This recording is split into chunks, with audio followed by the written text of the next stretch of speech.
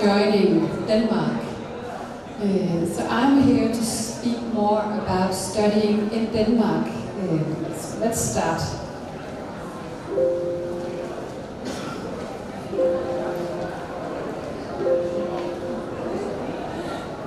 I guess I have a technical issue here.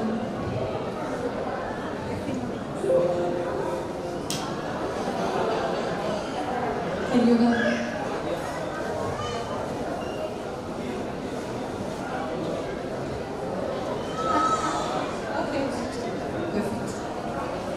But where are we? So this is Denmark, just located north of Germany, and you have Sweden, Norway, and very cold Finland up here. I don't hear the Finnish colleagues hear me. But this is Scandinavia, and Denmark is part of Scandinavia, and of course a part of Europe and the EU. So of course, like any other EU country, if you study in Denmark, you get the Schengen visa, and you can travel around Europe easily, visit Italy or Spain even. So a lot of our Indonesian students that study in Denmark, they travel all over Europe when they study there. In Denmark, we have a lot of big cities, we have a lot of universities and higher education institutions. You have Copenhagen over here, and the second largest city is Aarhus, then Odense and Aalborg. All of them have universities where you can study. A lot of seaside, as you can see, so you're never far from the ocean. Actually, why not start with the basics? Because I heard a lot of Google searches is Denmark is in which country, but you could see on the map that Denmark is a country. I know it's a relatively small country, only 5.8 million inhabitants, so I guess Jakarta is bigger than Denmark. But still, you're never far from the sea, only 50 kilometers, and you can drink the water from the tap. We enjoy that a lot. And Denmark is only second to the Netherlands in terms of bicycling. So our Indonesian students, they love biking to university every day. So what do people think when they think of Denmark? I don't know, do you know The Little Mermaid? And the fairy tales from H.G. Andersen? You might have been visiting the booth of our embassy and you got a Danish butter cookie. Or if you didn't, you should really come and try them. We are a small kingdom with a royal family, and right now we have a king. And of course, the dairy products and the butter is famous, and Lego and the building blocks, and we love badminton. So like Indonesia, I think we have a lot of good badminton players. This is Victor Axelsen. But that's not all Denmark is about, butter cookies and badminton. It's also about going green. If you're interested in sustainability, in changing how we do things in the world right now, Denmark is the place to go to study. Denmark is world champion in the UN sustainability goals. We focus a lot on innovation and creativity, and we have a lot of Danish expertise in solutions across key areas that are driving the green transition. I think we need to work now. A lot of the things when you build a new road, when you have to move an entire capital from Jakarta to a new place in Indonesia, you need to know how to do it in the right way to do a green transition. But how is it to be an international in Denmark, you might ask? Denmark is a great place to live. That's what I think, at least, because we are some of the happiest people in the world. Have you ever heard about the World Happiness Report? Denmark is always on top. I think currently only beaten by Finland. And I think these are some of the reasons. Denmark has a very healthy work-life balance. You will work 37 hours a week. You will have 6 weeks of vacation. You're not supposed to work all day long. It's one of the 2 safest countries in the world, according to the Global Peace Index. It has the world's lowest level of corruption and one of the lowest crime rates in the world. So if you study in Denmark, you study in a safe country. It's a welfare society, so you might have heard it's an expensive country, high tax rates, but it comes with a lot of benefits. It comes with free healthcare, so if you're an international student, you get free hospital and free doctors.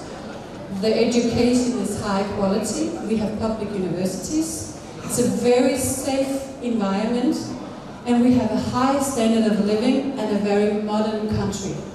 It's actually the 4th most digitalized country in the world. We have an app for everything. You might wonder about the language. Do you need to learn Danish to live in Denmark? It can be a good idea, I think. If you want to get a job and you want to stay, it can be nice to learn some Danish. But as you can see here on the map, Denmark is actually ranked 4th in the world in terms of global proficiency in English. So you can study in English, you can talk to the bus driver in English, but it is nice to learn Danish, and you can do it for free. So if you study in Denmark, you can learn Danish for free. So just a few pictures from Denmark.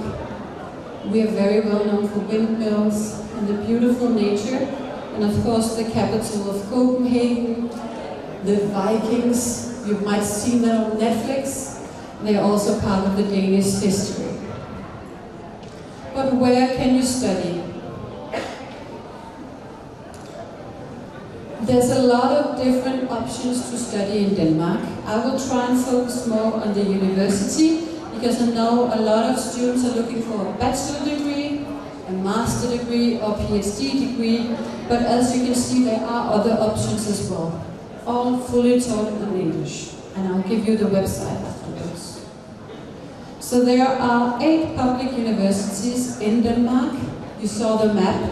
They're spread around the country. It's a small country, so within an hour you will reach a new university. And a lot of them are comprehensive universities, they are IT universities, or engineering universities. So a lot of options to study a bachelor, master, PhD within the field you're from. But why would you choose Denmark to do your degree? Some of the things I know our students, the Indonesian students, really love about Denmark is that they're taught by active researchers. All the public universities in Denmark are research-intensive universities. The researchers, the professors, are researching the things they are also teaching the students. In Denmark, there's a very flat hierarchy. I would always call my boss by her first name. I will say hi to the professor and discuss with him. I will knock on his door and have a discussion on what I've just learned and ask questions. And it's a very informal learning environment, and it focuses really on in-depth knowledge and your analytical skills, and that you get an independent and critical approach to what you're learning. Because you need to learn how to learn.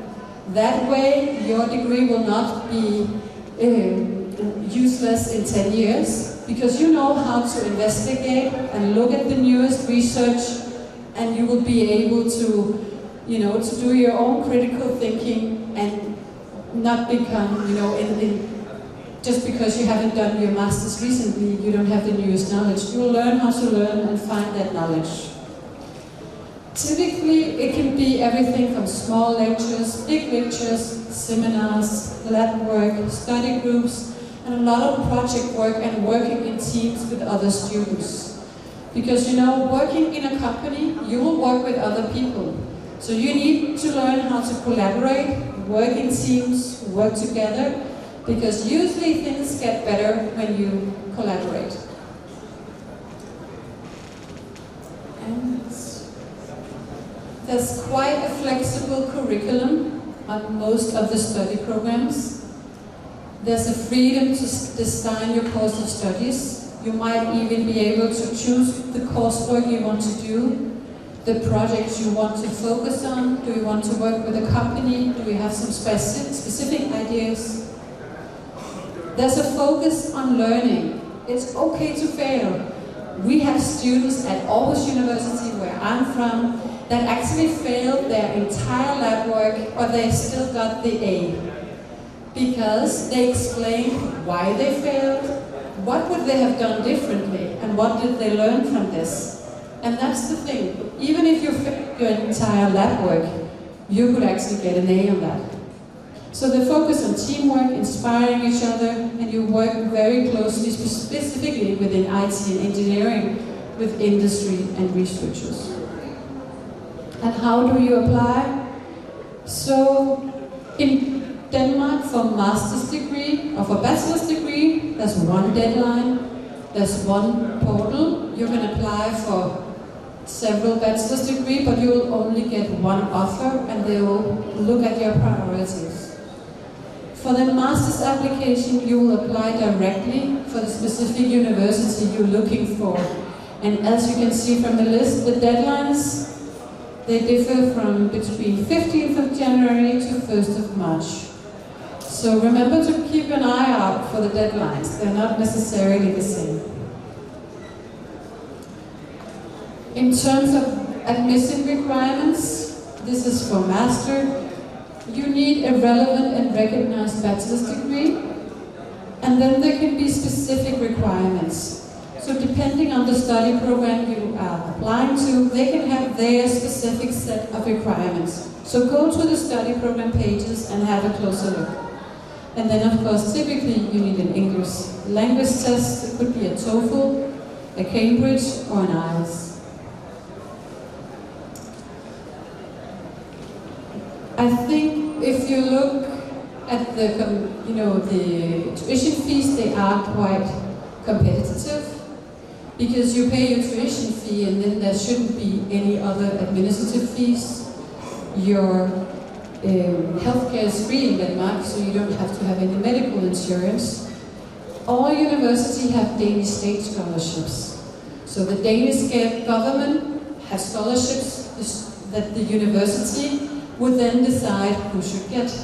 So for each university, they will have different set of rules on who should get the scholarship. Typically, the application for the study program is enough to apply for the scholarship.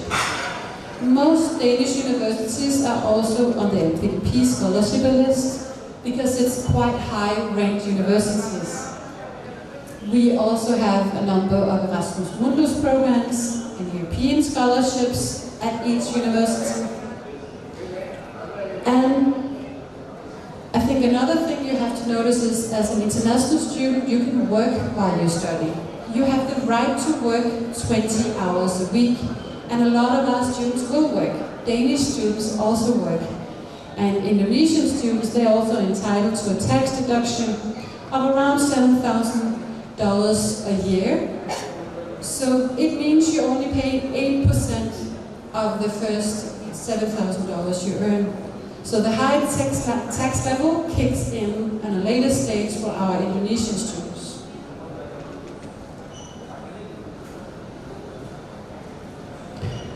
And finally, career in Denmark.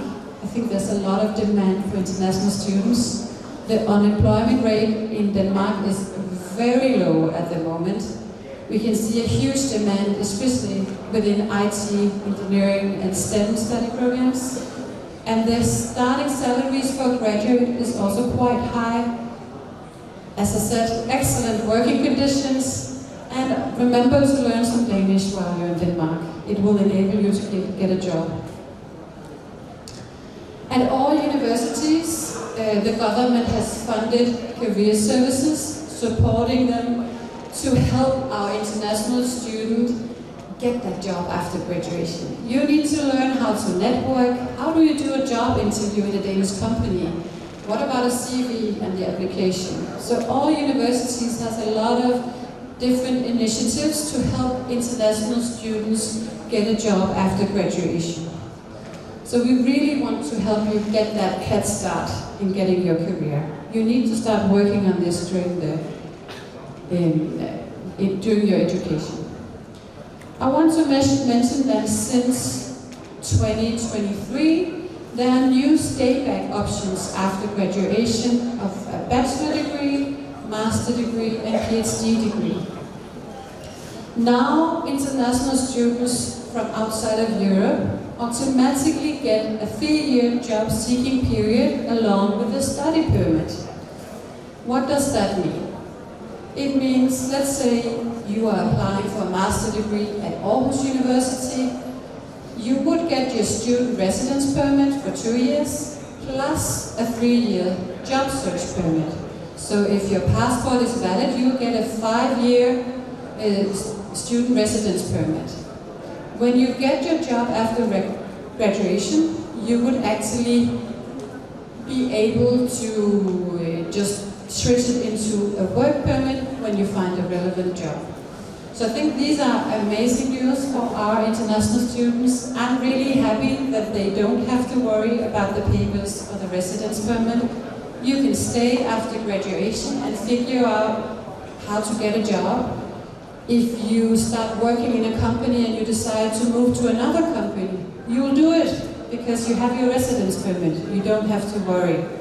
The permit is meant for you to establish yourself in Denmark and get, settled and get a job so you can stay. But we are here at the European Higher Education Fair today. We spoke to a lot of students already, and I hope to speak to even more. We are here with the Danish Embassy that know a lot of the other universities as well, and I'm here from Aarhus University. This is the link for the Study in Denmark website, where you can learn more about all the study options you have. But make sure to visit our booth and speak to us about what you would like to learn. And now I think we have time for questions, if you have any at all. I see one here. Do we have a microphone?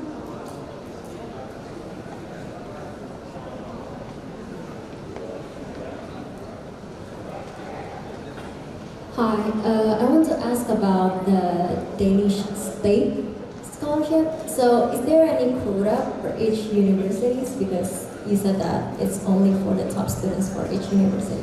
Thank you.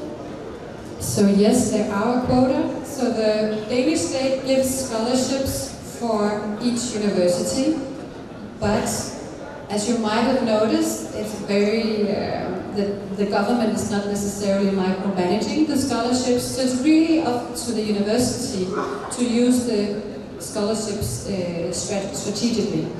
That's why you have to have a look at the university websites.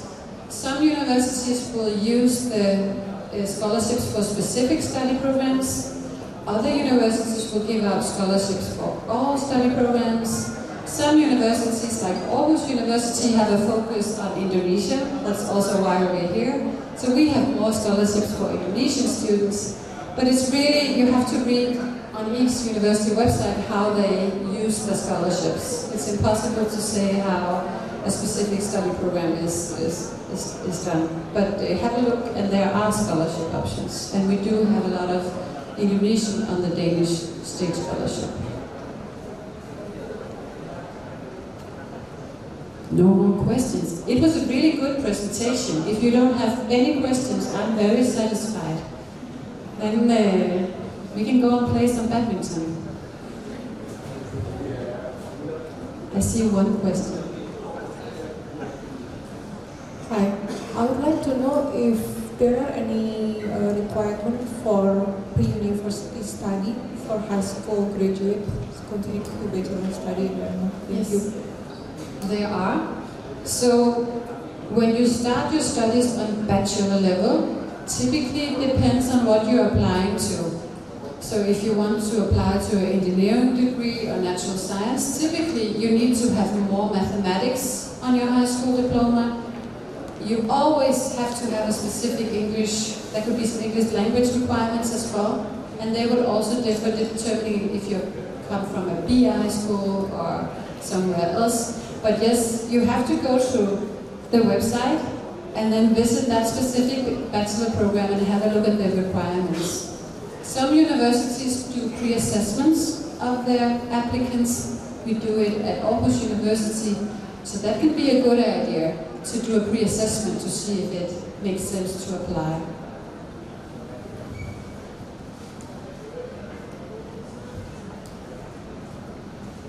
Yeah. But wonderful, and come and talk to us. We also have a graduate from the university talking about his stay in Denmark. So I hope to see you, and let's talk more about Denmark.